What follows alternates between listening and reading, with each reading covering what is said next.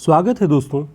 आज की अपनी क्लास में हम कुछ बहुत ही महत्वपूर्ण प्रश्नों को और साथ ही उनके एक प्रश्न के बहाने कई प्रश्न तैयार करने की तकनीक के साथ बहुत सारे पॉइंट्स लेकर के हम इस वीडियो में मौजूद हैं, जो कि आपकी टीजीटी पीजीटी की परीक्षा और हरियाणा असिस्टेंट प्रोफेसर भर्ती परीक्षा के लिए बहुत महत्वपूर्ण प्रश्न हैं।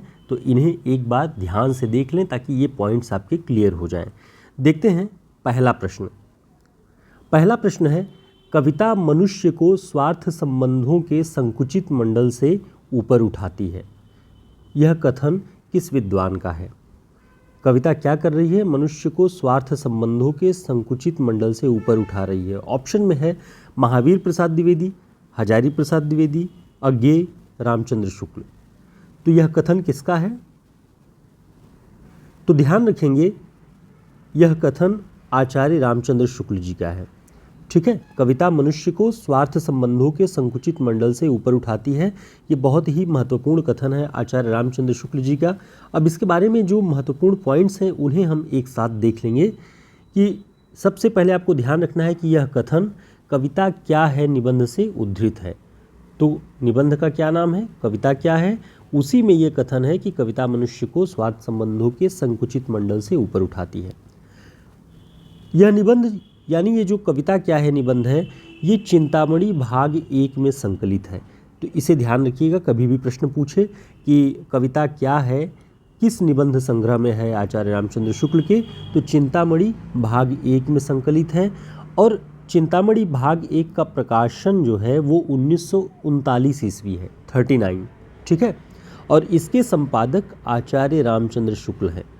अब ये निबंध आचार्य रामचंद्र शुक्ल जी का है, निबंध संग्रह आचार्य रामचंद्र शुक्ल जी का है, तो संपादक आचार्य रामचंद्र शुक्ल कहने से क्या तात्पर्य है?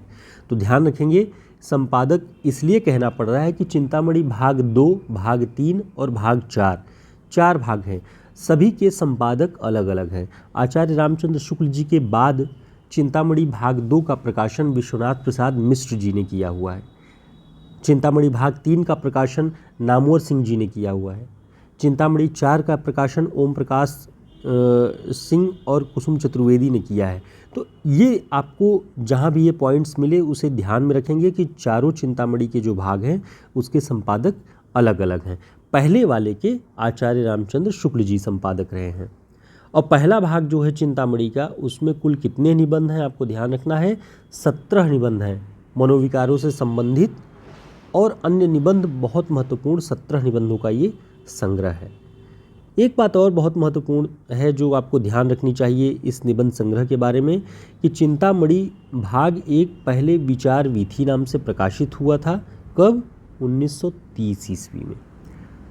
ये बात बहुत ज़रूरी है, कभी भी प्रश्न पूछ सकता है या पूछा भी गया है कि चिंतामणि निबंध संग्रह का पहले नाम क्या था या शुक्ल जी ने क्या नाम रखा था। तो विचार वीथी 1930 में ये प्रकाशित हो गया था, लेकिन बाद में चिंतामणि भाग 1 नाम से 1939 में प्रकाशित हुआ है।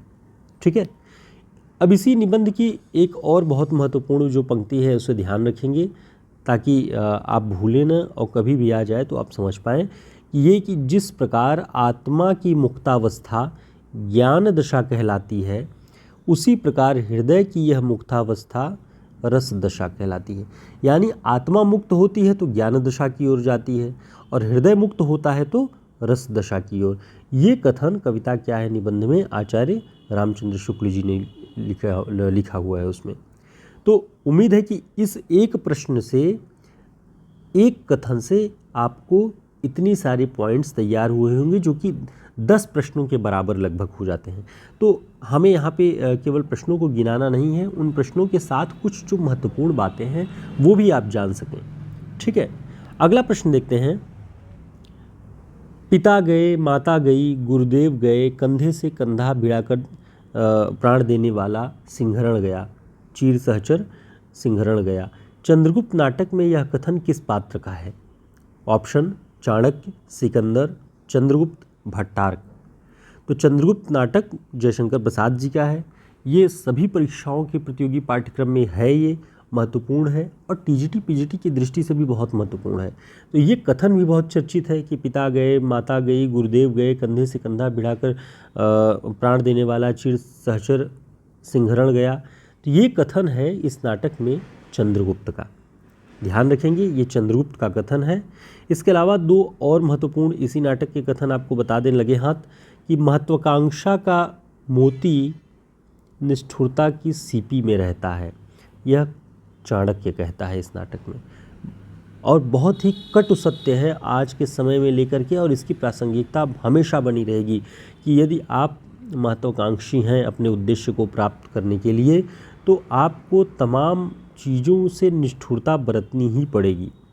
यदि आप परीक्षाओं में लगे हुए हैं तो देख ही रहे हैं कि निष्ठुर होना पड़ता है। आप घर अपने परिवार अपने संबंधियों को छोड़ के शहरों में जा कर के वहाँ बैठ के पढ़ाई कर रहे हैं, त्योहारों पे भी जाना हो पाता है या नहीं हो पाता है, कई सारी चीज़ें हैं, तो निष्ठुरता बरतनी पड़ती है अपनी महत्वाकांक्षा को पूर्ण करने के लिए। ये चाणक्य का कथन है। एक और कथन है कि मेरा साम्राज्य करुणा का था, मेरा धर्म प्रेम का था। तो ध्यान रखेंगे यह कथन भी चाणक्य का है, ठीक है। मेरा साम्राज्य करुणा का था, मेरा धर्म प्रेम का था, तो ये बात ध्यान रखेंगे, ये चाणक्य का है।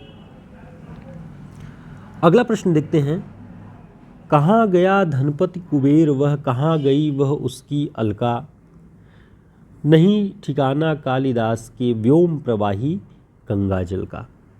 यह काव्य पंक्तियाँ नागार्जुन की किस कविता से उद्धृत हैं? ऑप्शन है शासन की बंदूक, बादल को घिरते देखा है, कालिदास सच सच बतलाना, सिंदूर तिलकित भाल। तो इसका सही उत्तर क्या होगा?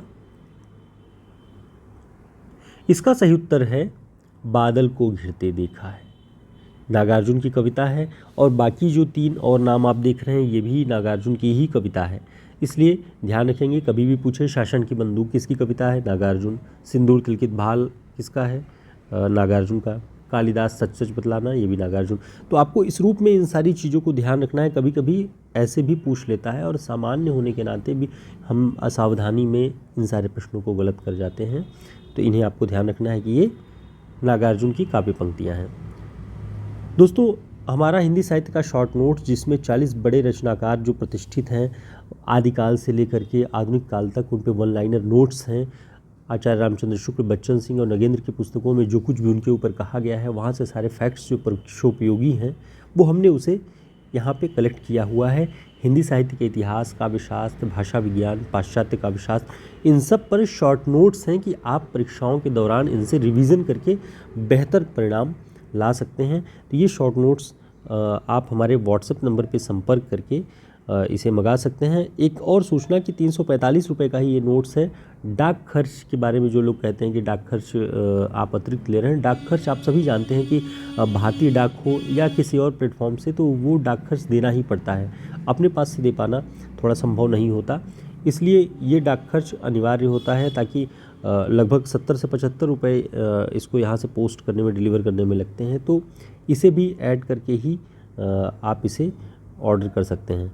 दूसरा, हिंदी साहित्य का जो पेपर होने वाला है टीजीटी पीजीटी के लिए 1000 प्रश्नों का पूरा प्रैक्टिस सेट है हमारा ये, और अभी ऑफ़र है, आप इसे 200 रुपये में पीडीएफ आप सभी के लिए उपलब्ध कराया जा रहा है ताकि आप रिवीजन कर सकें। अब तक जो कुछ भी आपकी तैयारी है 1000 प्रश्नों में आप उसका आकलन कर सकते हैं। 1000 प्रश्न बहुत होते हैं और उस तरह से हमने सेलेक्ट किए हुए हैं प्रश्नों को, उस तरह से बनाया हुआ है कि जिसमें आपके हिंदी व्याकरण के भी प्रश्न उसमें कवर हो जाते हैं और अलंकार, छंद, बहुत सारी चीज़ें हिंदी साहित्य के, तो वो सब कुछ आपको इस 1000 के प्रश्नों के टेस्ट सीरीज़ में मिल जाएगा। 10 प्रैक्टिस सेट होगा, 1000 प्रश्न हैं। आप हमारे नंबर पर संपर्क करके इसे पीडीएफ तुरंत प्राप्त कर सकते हैं, आंसर की भी इसकी मिल जाएगी आपको। अगला प्रश्न देखते हैं, कहना न होगा किस आलोचक का साक्षात्कार है? ऑप्शन श्याम सुंदर दास, डॉक्टर नगेंद्र, रामविलास शर्मा, नामवर सिंह। तो कहना न होगा किस आलोचक का साक्षात्कार है, तो इसका जो सही उत्तर है वह है नामवर सिंह। ध्यान रखिएगा, नामवर सिंह का साक्षात्कार जो है उसका नाम क्या है? कहना न होगा। अब इसके बारे में कुछ और महत्वपूर्ण बातें जान लेते हैं। कहना न होगा का प्रकाशन वर्ष क्या है? 1994। ये साक्षात्कार विधा की रचना है। किसका साक्षात्कार? नामवर सिंह का। नामवर सिंह की एक आलोचना पुस्तक है कविता के नए प्रतिमान, 1968 में ये प्रकाशित हुई है और इसके बारे में ध्यान रखेंगे कि इसे साहित्य अकादमी पुरस्कार 3 वर्ष बाद यानी 1971 में प्रदान किया गया है। तो नामवर सिंह की कौन सी पुस्तक या कौन सी रचना साहित्य अकादमी पुरस्कार से पुरस्कृत है? कविता के नए प्रतिमान। नामवर सिंह के समग्र साहित्य का संपादन प्रोफेसर आशीष त्रिपाठी जी ने, जो बनारस हिंदू विश्वविद्यालय में अध्यापन कार्य कर रहे हैं, उन्होंने किया हुआ है। नामवर जी के बोले हुए लिखे हुए समस्त साहित्य का, जो पत्र पत्रिकाओं में भी उन्होंने फुटकर लेख लिखे, सबको कलेक्ट करके बड़ा परिश्रमिक काम उन्होंने किया हुआ है और अलग अलग शीर्षकों से उनके नामवर जी की समस्त पुस्तकें और लेख यहाँ पर प्रकाशित हैं, जिनके बारे में जानकारी आपको हम अगले वीडियो में दे देंगे। देखते हैं अगला प्रश्न। अगला प्रश्न है, नई कहानियाँ पत्रिका के संपादक कौन थे? ऑप्शन भैरव प्रसाद गुप्त, अमरकांत, उपेंद्र नाथ अश्क, कमलेश्वर। तो इसका सही उत्तर क्या है? इसका सही उत्तर है भैरव प्रसाद गुप्त। नई कहानियाँ पत्रिका के संपादक थे भैरव प्रसाद गुप्त, आपको ध्यान रखना है।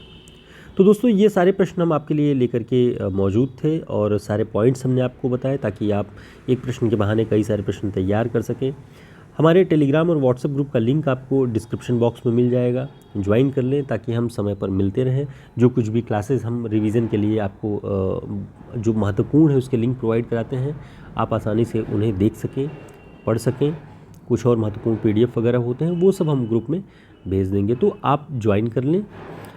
हमें 1 वर्ष हो गया इस चैनल पर काम करते हुए, स्वांतः सुखाय, और अपनी रुचि के अनुसार और आप लोगों की परीक्षाओं को ध्यान में देखते हुए हमने लगभग 1 वर्ष से लगातार छोटी छोटी मगर महत्वपूर्ण क्लासेस आप लोगों के लिए हमेशा लेकर के हम मौजूद रहे। आप सभी को बहुत सारा धन्यवाद। लगभग 26,000 लोग होने वाले हैं आप सभी, और ये बड़ा परिवार आप लोगों की बदौलत है। आप लोग जुड़े हैं और आप लोगों को ही प्राथमिकता देते हुए हम सारे कंटेंट तैयार करते हैं। तो शुभकामनाओं के साथ आगामी परीक्षाओं के लिए आप लगे रहें। फिर मिलेंगे। नमस्कार।